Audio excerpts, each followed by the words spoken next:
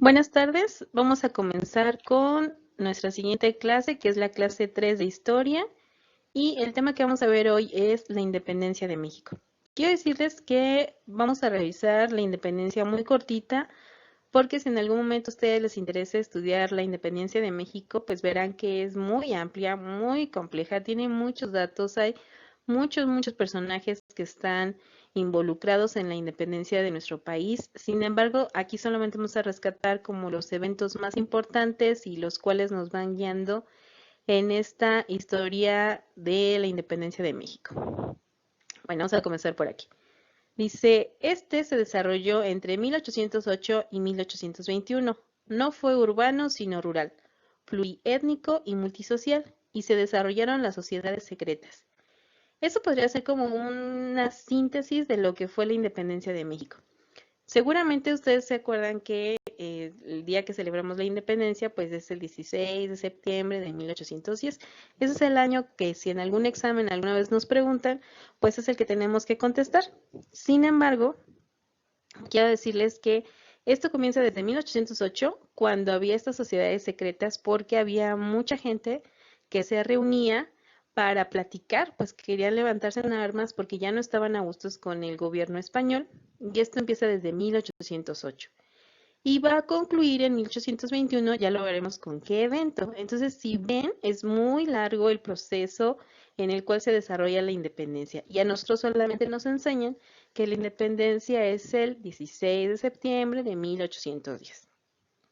Dice que fue un movimiento, que no fue un movimiento urbano, sino un movimiento rural, porque resulta que toda la lucha de independencia no se va a dar en la capital de nuestro país, sino que va a ser en los estados, en las provincias, y solamente hasta el final van a llegar a la capital y todo lo demás se desarrolla en provincia.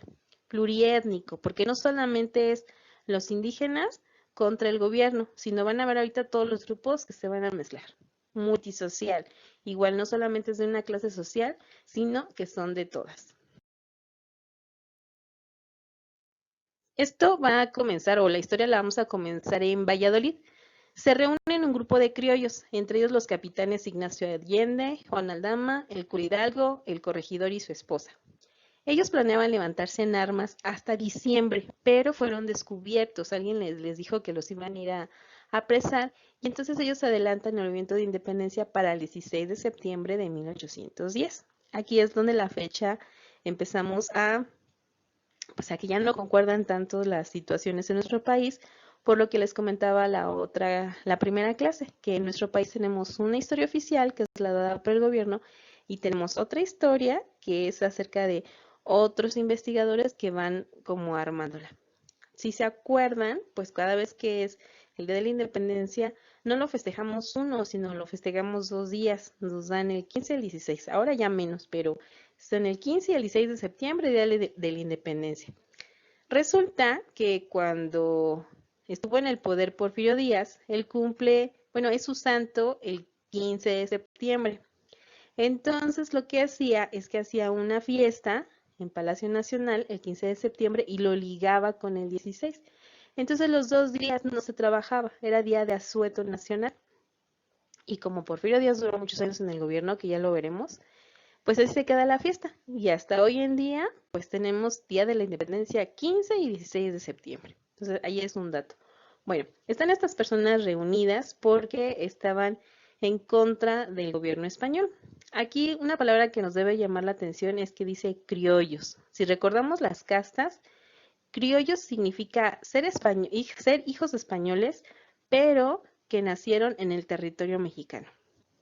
Y por esta condición, estos personajes, aunque tuvieran dinero, aunque fueran muchos inteligentes o tuvieran potencial para subir de cargo, ninguno de ellos iba a llegar a ser más del puesto que tenía. Entonces, esto hace que enfurezca mucho a los criollos, y por eso también es el inicio de la Guerra de Independencia. Bien, aquí ya tenemos ya la fecha que les estamos mencionando, que es en la madrugada del domingo del 16 de septiembre de 1810, con el llamado Grito de Dolores, se convoca a levantarse en armas contra el gobierno español. Bueno, la iglesia de Dolores, es Dolores Hidalgo, está en Guanajuato, todavía sigue la iglesia ahí, la campana y el estandarte, bueno, una réplica. Y el cura Hidalgo llama con la campana a todos a misa, pero ese llamado era disfrazado porque lo que les iba a decir es de que era momento de levantarse en armas. Él ocupa el estandarte de la Virgen de Guadalupe porque recordemos que durante estos 300 años que dura la colonia, pues a los indígenas, a los mestizos, se les enseña a amar la religión católica y entonces esto lo ocupan como estandarte para que ellos tengan todavía más valor de levantarse en contra del gobierno español, que definitivamente ya los trataba muy mal. No solamente a los criollos porque no los dejaba avanzar, sino a los indígenas por el maltrato que vivían. Bueno, Hidalgo toma Celaya, Guanajuato y Valladolid y vence a las fuerzas realistas. Las fuerzas realistas es el ejército de España, así se le llama. El ejército realista es de los de España y el ejército insurgente pues es el que hace el cura Hidalgo y todos los demás. Hidalgo va ganando por estos lugares que les menciono y llega al Monte de las Cruces. El Monte de las Cruces ya está en la capital, bueno, está en el Distrito Federal antes de llegar a la capital. Sin embargo, y hay muchos historiadores que se lo preguntan, no saben la razón por qué Hidalgo, en lugar de avanzar a la capital, lo que hace es retroceder y se regresa al Bajío. Por ejemplo, Aldama y Allende estaban muy enojados, de hecho querían hasta envenenarlo para que pudieran continuar y avanzar al centro, porque él no lo decide. Si él lo hubiera hecho, se cree o se piensa que hubiese llegado, toma al virrey, ¿no? Lo hace preso y en ese momento declara la independencia de nuestro país y ya hubiésemos sido independientes desde ese momento. Pero él no lo hace, él lo que hace es retroceder y, y esto es parte de, bueno, eso es parte de por qué él se dirige al Bajío. Cuando retrocede, pues obviamente el gobierno español empieza a organizarse y nombra a Félix María Calleja para que organice a todo el ejército realista y busquen y apresen al cura Hidalgo, Allende, Aldama y obviamente ya se habían agregado más personas, había otro capitán que se apellidaba Jiménez y entonces los capturan y son ejecutados, solamente que no fue tan sencillo. Por ejemplo, al cura Hidalgo, para que lo pudieran ejecutar y, bueno, fusilar y ejecutar, pues primero le hicieron una ceremonia donde le quitan el fuero católico, es decir, ya no era padrecito, porque obviamente también los del ejército realista, pues eran católicos, y entonces no podían matar a un sacerdote. Entonces primero eh, hacen un juicio para quitarle ese fuero al cura que dejara de ser sacerdote y entonces ahora sí ya lo podían ejecutar. El virrey quería dar como un escarmiento y entonces sus cuerpos son expuestos para que toda la gente lo vea y en la Alhóndiga de Granaditas les cortan la cabeza a Hidalgo, a Allende, Aldama y al otro capitán que les digo que se apellida Jiménez, les cortan la cabeza y las cuelgan una en cada esquina de la Alhóndiga de Granaditas. ¿Para qué? Pues para que el virrey les quería mandar un mensaje a todos, pues de que si se sublevaban, eso es lo que les iba a pasar. Y resulta que sus cabezas quedan ahí colgadas por mucho tiempo.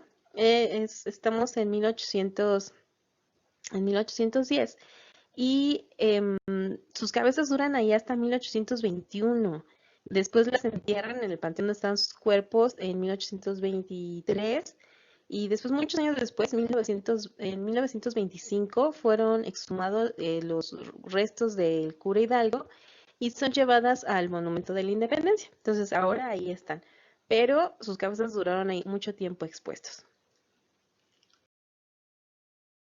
Cuando es ejecutado el cura Hidalgo y los otros capitanes, pues se cree que el movimiento pues se va a terminar. Sin embargo, ya había tenido pláticas Hidalgo con José María Morelos y Pavón. Al ver esta situación, toma el poder y organiza al ejército insurgente y toma Oaxaca, toma Tehuacán y se va al puerto de Acapulco. Él va a organizar la independencia de una manera diferente. Sí va a luchar, sí tiene un ejército, sí va al frente del ejército insurgente, pero él convoca a muchos principales, obviamente criollos, gente mestiza, pudiente, gente intelectual de la época, y entonces genera un congreso de Chilpancingo, donde declara a México república independiente y que la igualdad de derechos para todos los mexicanos. Él es lo que hace, ¿no? Él organiza la sociedad y les dice, a partir de ahora somos mexicanos y tenemos igualdad de derechos. En ese año, el virrey Calleja lanza una nueva ofensiva contra los insurgentes. Estos se refugiaron en Apatzingán y ahí se decretó la primera constitución del país. La primera constitución que tenemos es de 1814. Aquí es donde se declara que somos libres, que somos independientes de Nueva España. No es la constitución con la cual nos erigimos hoy en día. La que hoy tenemos es en 1917. Esta es de 1814 y igual va a ser como toda una historia para después saber con qué constitución es la que nos quedamos. Pero en este momento es la primera, en 1814 se hace en Apatzingán y ahí es donde se declara la primera constitución de nuestro país. Sin embargo, pues ya el ejército realista cada vez tomaba más fuerzas, ya había pedido refuerzos a España, entonces ya habían llegado más, ya había llegado una mayor cantidad de ejército para defender al Calleja y para pues detener este movimiento de independencia. Y entonces, pues en 1815, Morelos también fue capturado, es llevado a San Cristóbal en Ecatepec para ser enjuiciado y fusilado, por la misma razón que el cura Hidalgo. Primero tienen que hacerle este proceso de que deje de ser sacerdote y ya después lo pueden fusilar. Cuando muere Morelos, pues se cree que el movimiento de independencia se termina. Y obviamente pues todavía había algunos insurgentes que seguían luchando. Uno de estos es Vicente Guerrero. Él es el que termina firmando el Plan de Iguala en febrero de 1821. Este Plan de Iguala es un plan que lo firma con Iturbide porque obviamente las fuerzas españolas ya se habían retirado, no porque tuvieran miedo o por otra cosa, sino porque en España ellos también estaban atravesando una guerra y entonces manda llamar el ejército, porque no solamente tenía ejército aquí en México, sino que en más territorio de Sudamérica había. Entonces los manda llamar para combatir allá en Europa, ahí en España, pues las guerras que tenía. Entonces, como una medida de apaciguar, nombran a Iturbide emperador de México. La idea de España pues era nombrarlo y todavía seguir teniendo como este poderío sobre nuestro territorio. Sin embargo, Iturbide pues no estaba tan convencido de este plan, de hecho pues no le interesaba mucho como ser el emperador de México, y entonces lo que hace es firma con Vicente Guerrero este acuerdo que es el Plan de Iguala, donde él acepta al México independiente. Esto lo hace en febrero de 1821. Pero no es sino hasta septiembre de 1821, o sea, de ese año, pero hasta septiembre, que entra el ejército trigarante a la Ciudad de México al mando de Agustín de Iturbide.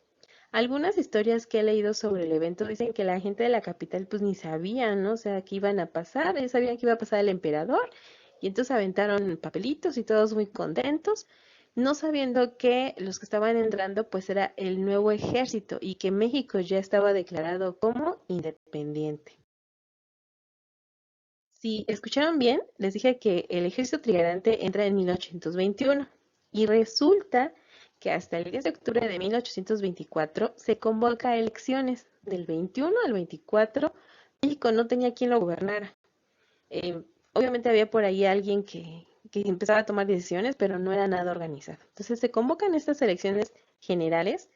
Triunfa Miguel Antonio Fernández Félix, que a lo mejor a nadie le suena el nombre, pero él también estuvo en la independencia y él se autollama Guadalupe Victoria. Y Guadalupe Victoria es el primer presidente de México. Con él se encabeza la lista de los presidentes de nuestro país. Y como les digo, él es en 1824 el primer presidente que tenemos. Entonces, si ven, la historia de la independencia es muy larga, con muchos nombres y muchos eventos. Bien, vamos a revisar. ¿Por qué se da la independencia? Causas internas. Corrupción administrativa e inmoralidad burocrática.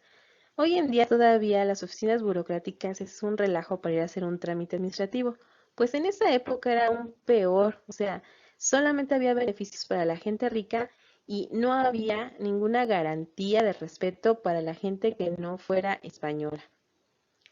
Crueldad y despotismo con los indígenas.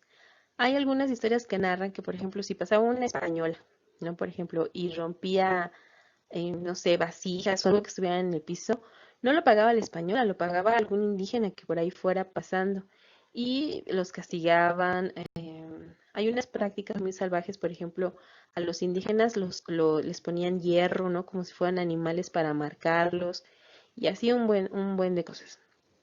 Había restricciones culturales. No creían a los indígenas y a todos los mexicanos capaces de hacer arte. Eso solamente lo hacían los españoles. Entonces, en esta época, antes de la independencia, no hay ninguna obra que sea hecha por los mexicanos. Todo lo que tenemos en México en este momento se reconoce solo a los españoles. Y obviamente lo que mueve todo el movimiento de independencia es la legislación española diferenciaba criollos de peninsulares. Los criollos, les repito, son los españoles que nacen en nuestro territorio y los peninsulares son los españoles que venían de España. Y esa diferencia hace que estalle el movimiento de independencia. Si los hubieran tratado como iguales, probablemente seguiríamos siendo parte de España o hubiese tardado todavía más años en volverse independiente en nuestro país. Causas externas. Aquí vamos a tener las ideas de los enciclopedistas y economistas. En Europa ya saben que había ya movimientos para pues liberarse, como la Revolución Industrial, la independencia de los Estados Unidos, la Revolución Francesa. Y eso a los pensadores de la época pues les hace ver de que si en todo el mundo se está viendo un movimiento de respeto a los derechos y a la libertad de los seres humanos, pues que en México también era momento de hacerlo. Esas son las causas externas. Y les dejo la tarea. Ya saben que se las dejo en Classroom. La tarea 6 es copiar la presentación que acaban de ver e ilustrar. Y la tarea 7 les voy a pedir que investiguen qué países han intervenido en México después de la independencia. Son 3. Y lo que quiero que de cada uno es que me digan qué país, en qué año, por qué lo invade y qué consecuencias tiene. Entonces, eso sería todo. Les dejo la tarea como siempre en Classroom y hasta la próxima semana les mando la siguiente clase de historia. Gracias, hasta luego.